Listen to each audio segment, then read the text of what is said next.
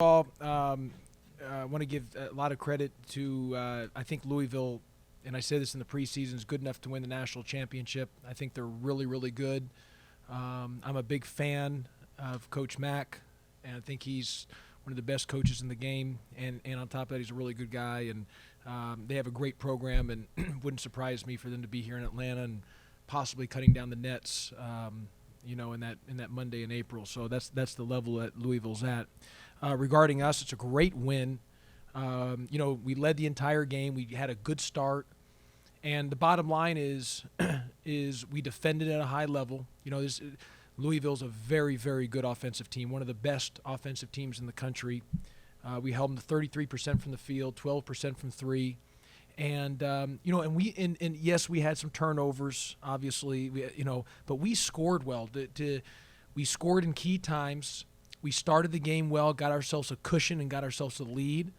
We're much better offensively in the way that we're scoring. I thought James Banks hit some big baskets, some great hook shots. I thought Moses Wright, obviously that shot block. And, just think about where Moses came from as a freshman to where he is now. Here in a game like this, that blocked shot, and then on the other end scores a huge basket in the high post.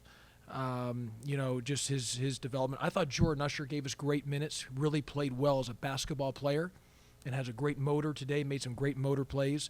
Jose, you guys know the deal.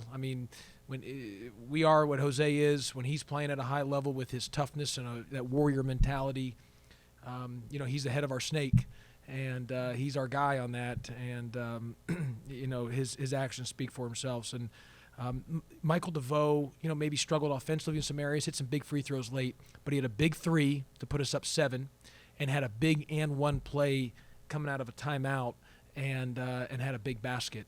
And he did some really good things defensively, got that steal late, had some great crackbacks on the rebounds. I thought Bubba Parham gave us really good minutes. Even though he didn't score, he really defended well.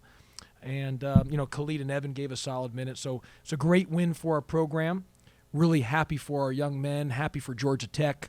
It's a great win for Georgia Tech and great win for the fans. So just really excited for us to be able to get that against a great team that's good enough to win the national championship. You mentioned the other day that you expected Louisville to maybe make some changes as a result of the way Jose played Jordan in the first game. Did you see them do that, and what was how did you go into the game as a result of that? Yeah, well, first of all, the assistant coaches were incredible with their game planning. I thought the assistant coaches came up with a great game plan, and they deserve all credit on that. They've done a great job with each game plan and obviously player development. And then the players, so they get full credit, the assistant coaches, and then the players get the credit for executing the game plan. And we guarded. And look, everyone here knows for 4 years we've been a really good defensive team. We've always been good defensively because that is a controllable, which is effort-based, toughness-based. And, our board that we call the kind of the kill board, are getting 7 3-stops in a row. We had 5 going into the last media timeout, and we had 2 in that last segment of media timeout. We got 2 3-stops in a row throughout that time, and that got us the win. To guard them like we did tonight, we've been, you look at our numbers, we're a really good defensive team. We've been really good, but we're playing better offensively. We're scoring the ball better. And everyone here knows we scrapped our offense at mid-year going into Diamond Head. Totally scrapped the offense. We worked all summer, all preseason, and we before going to Hawaii, we just threw it out. And we started something probably from ground zero, and it's been the best thing for us. That has really helped us offensively in scoring the ball. And that's been a big plus for us. And in a game like this, you say, well, 64 points a lot. When you look at Louisville's defensive numbers, 64 is a lot because you need to score. Sometimes your best defense is your best offense, and that's scoring the ball. The entire game. Yeah. Defended the 3 really well. I imagine that was the whole thought process there. Was to try to defend the 3 and just talk about Kelly, they came in shooting about 45% from three-point range in conference play, and we held them to 12%. And part of that is we did a great job on Jordan, on Nora, and Jose guarded him for most of the game. There was a segment where Khalid guarded him, and also a segment where Jordan Usher guarded him.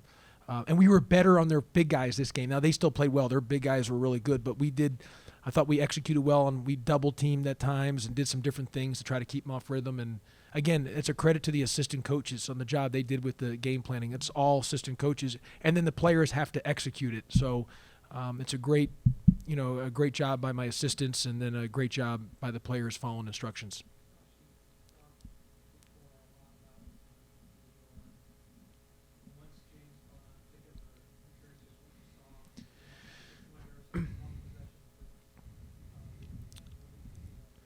Yeah, it wasn't pretty, Ken, and we had some turnovers, missed some free throws, had some tough possessions, but we won through defense. And I've said this, I know I sound like a broken record, and I know I'm a repeater because I repeat myself a lot, but we have gotten a ton better. If you look where we were in November, December to compare to where we are now, it's just night and day. It's not even the same team. And our guys have gotten better. Our record, unfortunately, doesn't show it. We're better than our record. It's just that I just know we've gotten better, and we're right at that doorstep.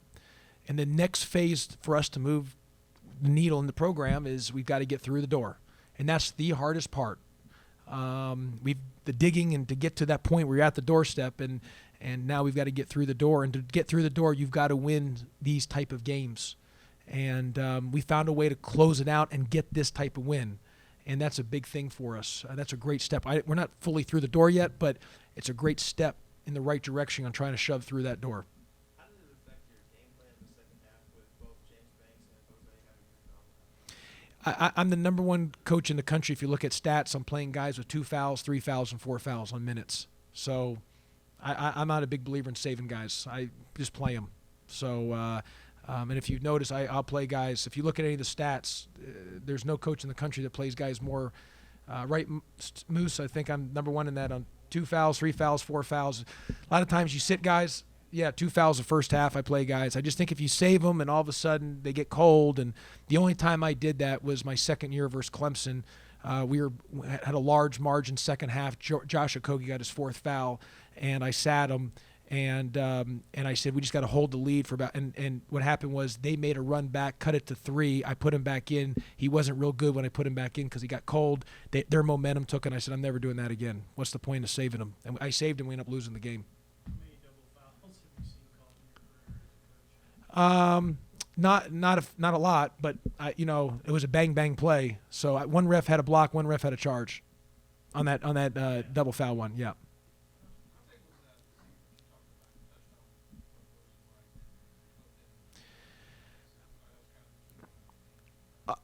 All I can tell you, and I'm really proud of Moses.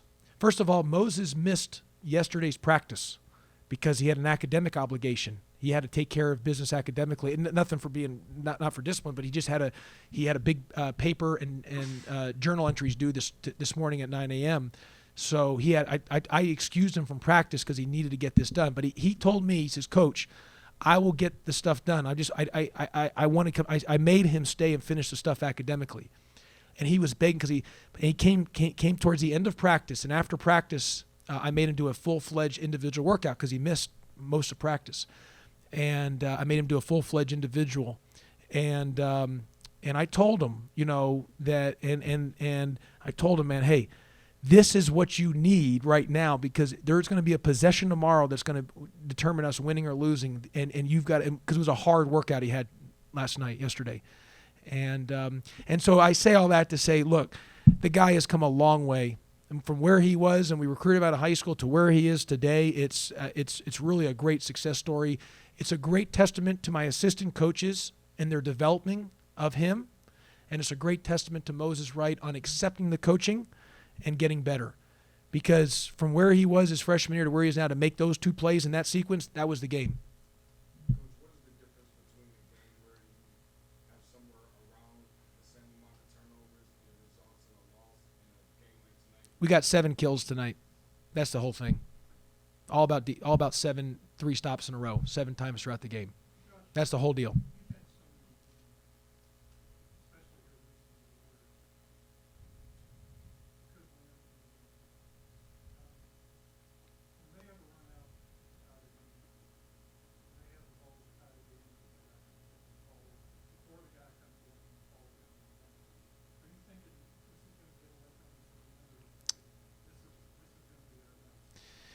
Mark, you're right. We've had a lot. I mean, our record could be so much different. We've had so many games that we probably should have won that we've lost towards the very end. And again, that's why I keep saying about getting through the doorstep and learning how to win close games. And you can't simulate that in practice. Everyone that comes to our practices knows that we do a lot of time and score and 5-on-5, and the losing team has to run, as a form of discipline, punishment to try to put some pressure on them in a sense. But you can't simulate it like in a real game, live game. And we had a lot that you're right there. And now to our guys' credit, they, a lot of times teams can have that and they just tank because it's just like the rejection, the dejection of just getting the losing, the tough losses. But our guys have fought every possession, and we just needed a game like this to get us over the hump. We had one versus North Carolina State. This is another step in the right direction. And Mark, in the end, sometimes you just need to get a little lucky bounce your way, and we got a little lucky bounce out there with the ball, dribbled off the kid's foot and went to our hands. So it's a make and miss game, and sometimes it's a bounce here or there that determines the game. I thought it telling a hustle play from all around where James falls to the ground with the ball. I think it was to Jose or Mike. And they threw it to Jordan. Yeah. Yeah. James Banks diving on the floor. Jordan Usher made that one great save in the first half where they had a fast break, and he sprinted down and knocked the ball out of his hands, and they had to take it out of bounds.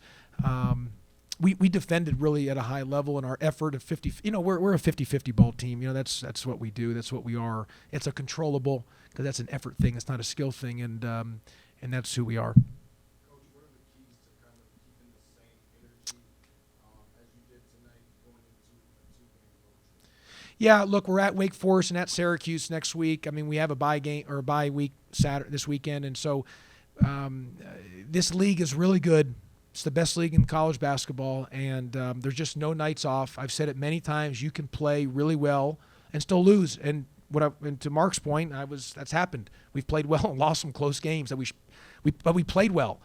And so we just got to keep getting better. I have told the guys when we scrapped the offense and started from ground zero going into Hawaii that I'm only going to focus on the process. I'm not going to talk about result.